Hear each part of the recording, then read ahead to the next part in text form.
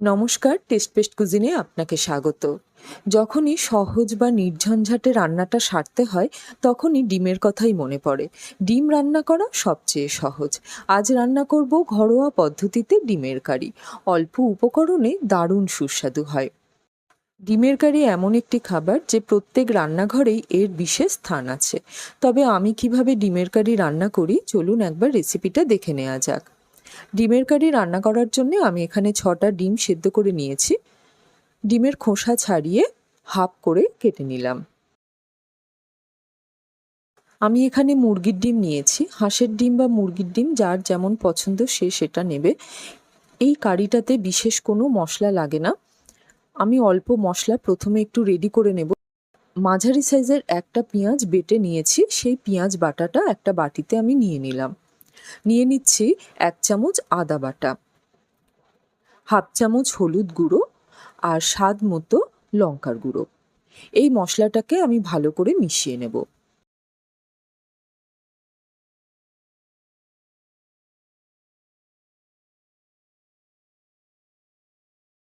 এই মশলাটা মিশিয়ে এখন সাইডে রেখে দেব।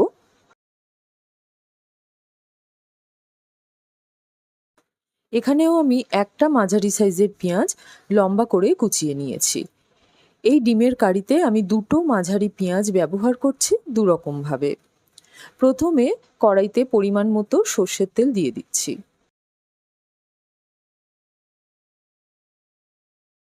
তেল গরম হলে পেঁয়াজ দিয়ে দিলাম। অল্প থেকে মাঝারি আঁচে রেখে পেঁয়াজ ভেজে নেব।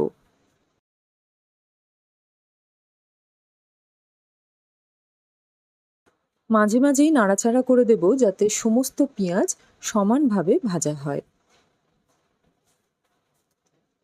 পেঁয়াজ বেশ সোনালি করে ভাজা হয়ে গিয়েছে।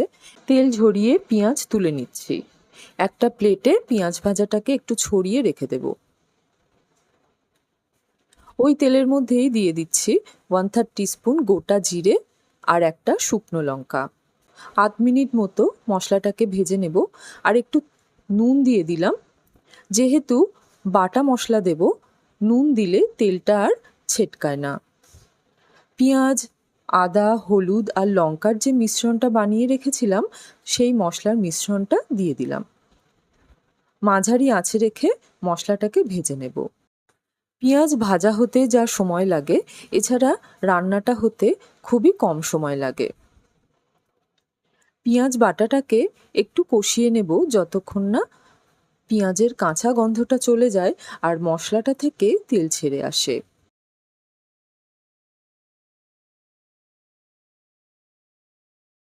মশলাটা বেশ ভাজা হয়ে গিয়েছে, মশলাটা থেকে তেলও ছেড়ে দিয়েছে। মশলাটা একটু ছড়িয়ে দিয়ে ওপরে কেটে রাখা ডিমগুলো এইভাবে সাজিয়ে দেব। কুসুমের দিকটা নিচের দিকে করেই ডিমগুলোকে পরপর মশলার ওপরে বসিয়ে দেব। আঁচটাকে একদম কম করে রেখেছি যাতে মশলাটা পুড়ে না যায়। 1.5-2 মিনিট পর হালকা হাতে ডিম উল্টে দিচ্ছি। মশলার সাথে ডিমটাও হালকা ভাজা হয়ে গিয়েছে। এই সাইডটাও ভেজে নেব।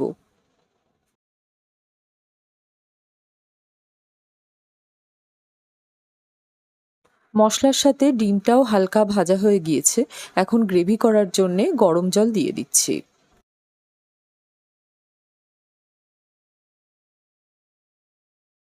যেমন গ্রেভি রাখতে চান সেই হিসেবে জল দিতে হবে। হালকা হাতে মিশিয়ে নিচ্ছি।